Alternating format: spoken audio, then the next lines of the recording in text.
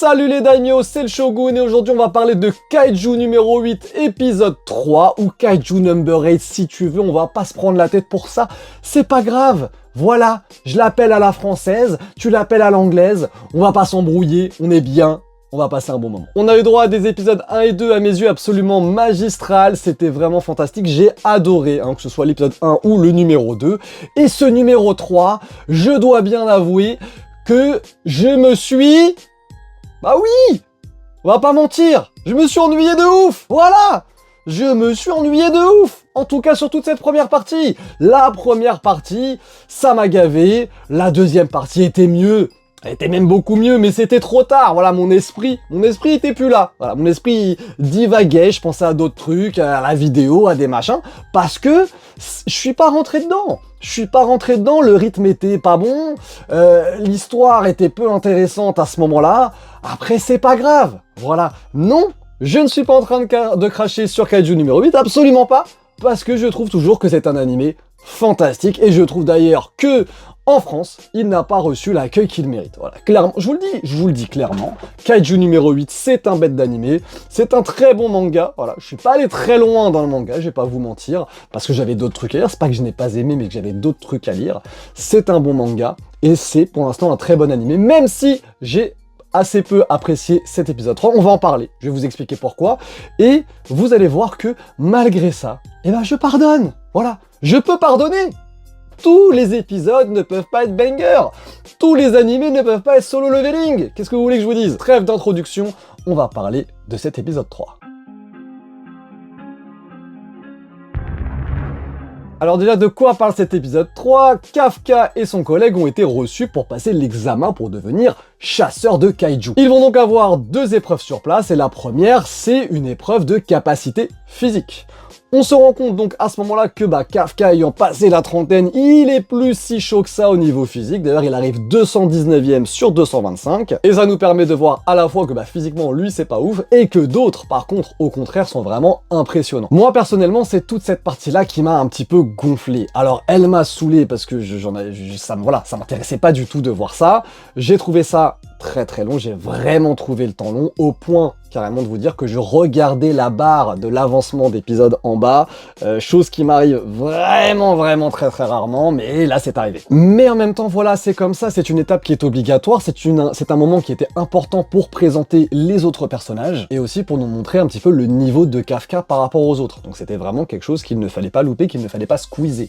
Et je comprends d'ailleurs qu'ils y aient passé autant de temps sur l'animé. Enfin, quand je dis autant de temps, c'est 10 minutes. 10 minutes, ça peut paraître court, mais quand on s'ennuie, 10 minutes, malheureusement, c'est très long. Suite à ça vient la deuxième épreuve qui habituellement est le dépeçage de kaiju, donc fatalement Kafka très confiant, et sauf que pas de bol, cette année c'est pas ça. Eh bah oui, ça aurait été trop facile. Non, cette année, on va se battre directement contre des kaiju et tester un petit peu le niveau des participants. Bien évidemment, ils les balancent pas comme ça. Bah non, on va pas les buter les mecs alors qu'ils sont censés être recrutés. Non, on va leur filer des combinaisons. Voilà, des combinaisons qui améliorent leur capacité physique. Et en fonction de tes capacités de combat, tu peux utiliser plus ou moins les capacités de cette fameuse combinaison. Pour vous donner un chiffre, pour vous repérer un petit peu, pendant les examens précédents, lorsqu'ils avaient au moins une personne qui était au-dessus de 10%, ils étaient très contents. Autant vous dire que 10%, c'est un très bon chiffre. Et cette année, bien évidemment, sinon ce serait pas drôle, on en a plein des mecs qui dépassent les 10%, on a des 15%, on a des 19%, des 18%, voilà, on a plein de choses, et on a aussi la grande rivale de Kafka, j'ai oublié son nom, honte à moi, pardon. Shinomouya, un délire comme ça. Je sais plus, voilà, dites-moi en commentaire, je sais plus. Voilà, bon, bref. Elle atteint les 46%.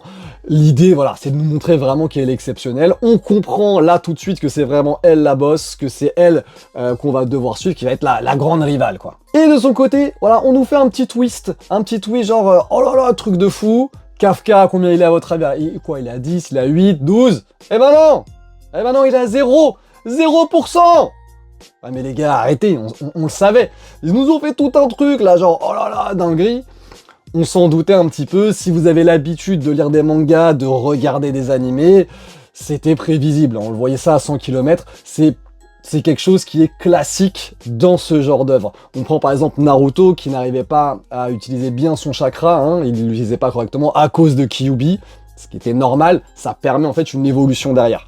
On l'a vu dans d'autres trucs, on l'a vu avec Eren Yeager, avec l'équipement tridimensionnel, où il se cassait la gueule, tu vois, parce qu'il n'était pas apte. C'est tout à fait logique. Moi, quand j'ai lu le manga, je savais très bien, hein, quand on a fait le petit suspense, je savais. Bon, 0% pas forcément, tu vois, mais je m'attendais à 1, 2%, un truc comme ça.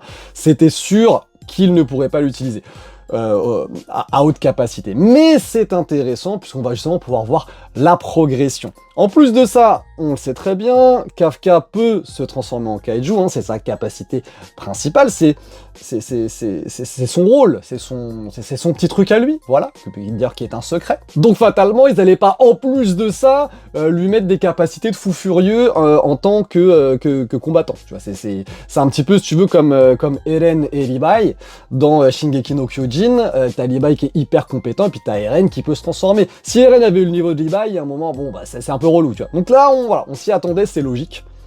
Et donc, commence la fameuse deuxième épreuve, très intéressante, je dois dire. Voilà, ça a remonté le niveau de cet épisode. Malheureusement, ça n'a pas duré très longtemps, ça a duré 6-7 minutes, mais 6-7 minutes, on était bien. Ah, on était bien, ouais, j'ai kiffé. J'ai kiffé. Malheureusement, j'étais déjà sorti de l'épisode à cause du début, là, les 10 minutes relous et puis les 3-4 minutes qu'ils ont fait en plus sur les combinaisons.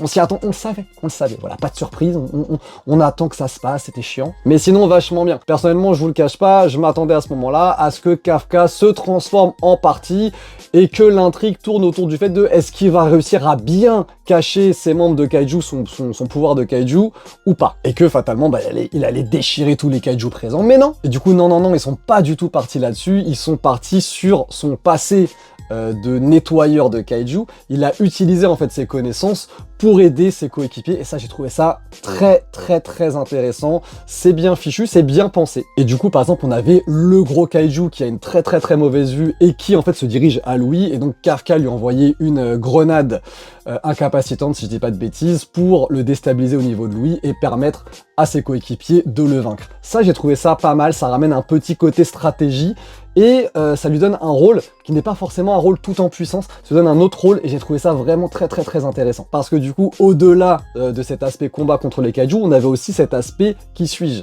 Voilà, je ne veux pas me transformer en kaiju, je veux utiliser mes capacités d'humain avec ma fierté par rapport à son ami là, etc. Ça, c'était vraiment bien. J'espère que ce sera développé comme ça, dans ce sens par la suite, parce que vraiment j'ai kiffé. Et d'ailleurs, on le voit quand il se fait attaquer par le deuxième kaiju, où il se fait broyer les os, etc. Il aurait pu tout simplement, quand sa jambe est cassée, il aurait pu transformer sa jambe en jambe de kaiju, et ça aurait été réglé, sauf qu'il l'a pas fait. Il l'a pas fait par fierté, pour montrer son humanité, etc. Et ça, c'était bien trouvé. Ça, c'est bien trouvé, ça, c'est super intéressant. Et d'ailleurs, c'est là où il montre sa détermination, et en récompense, son armure passe de 0% à 0,01. Voilà, c'est pas un truc de ouf, mais on voit, comme je vous le disais, on voit la capacité d'évolution de Kafka en tant qu'humain. Et c'est ça qui va être cool, c'est que d'un côté, il a son pouvoir de kaiju qui le rend exceptionnellement puissant, et d'un autre côté, on va avoir sa volonté d'évoluer, mais en dehors de ça, d'évoluer en tant qu'être humain grâce à sa stratégie, sa puissance, etc. Et donc, on va aller voir les deux côtés évoluer en parallèle, avec un côté qui marche beaucoup plus que l'autre, forcément, et l'autre côté qui marche moins bien, mais qui est plus valorisant, on va dire, voilà, qui est plus valorisant. Et c'est ça que je trouve très intéressant dans les mangas et dans les animés, c'est le parallèle qu'on peut y faire avec la vie et qui nous donne des valeurs, de très belles valeurs. Donc voilà un petit peu pour le résumé de l'épisode. Je vous ai déjà dit ce que j'en pensais, maintenant on va voir un petit peu les points forts et les points faibles de Kaiju numéro 8 dans sa globalité. Les points forts, bah c'est simple, voilà, l'animation déjà est incroyable. Alors je sais qu'il y en a qui n'aiment pas spécialement, j'ai du mal à comprendre pourquoi. Franchement, moi je trouve ça hyper beau, hyper fluide. Les bruitages, que ce soit, donc même la musique, enfin tout ce qui est audio en fait. La musique et les bruitages, c'est vraiment sensationnel, ça s'y prête très bien. Franchement, c'est une caresse pour l'oreille, voilà, on va pas se mytho. Pour moi, voilà, quand je vois Kaiju numéro 8, je me fais caresser les oreilles. Voilà, c'est exactement ce que je ressens. C'est vraiment incroyable au niveau des bruitages. Moi, au niveau du visuel, je sais qu'il y en a beaucoup qui n'aiment pas les chara-design, qui préfèrent les chara-design du manga. Personnellement, je trouve que ça s'en rapproche beaucoup. Ça a été simplifié. Voilà, les traits sont plus simples. Je trouve que ça rend l'image plus fluide au niveau des mouvements, etc.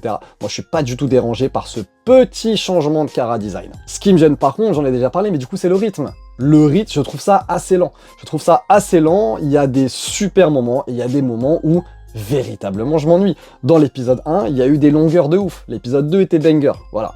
L'épisode 2 était banger, rien à dire, c'était ultra quali. L'épisode 3, il y a eu plus que des longueurs là. Il y a eu plus que des longueurs, il y a eu les 2/3 d'épisodes qui étaient chiants. Voilà, il n'y a pas d'autre mot. Les 2/3 de l'épisode étaient extrêmement chiants. Mais ça laisse présager de très bonnes choses pour la suite. Il y aura des épisodes excellents, des épisodes moins bons, mais de façon générale, je le sens extrêmement bien. Ayant lu le manga, ou tout du moins le début, je sais que l'épisode 4... Voilà. L'épisode 4, il va être incroyable. L'épisode 4 va être extrêmement stylé. Très, très, très impatient d'être à ce week-end pour le découvrir. Et j'espère vraiment que Kaiju numéro 8 en animé va se trouver un public, parce que je le trouve très, très boudé en France. Et c'est dommage, parce que c'est vraiment très, très bien. Voilà, je ne vous prends pas plus de votre temps. Salut les daimyo, prenez soin de vous. C'était le Shogun. Tchuss!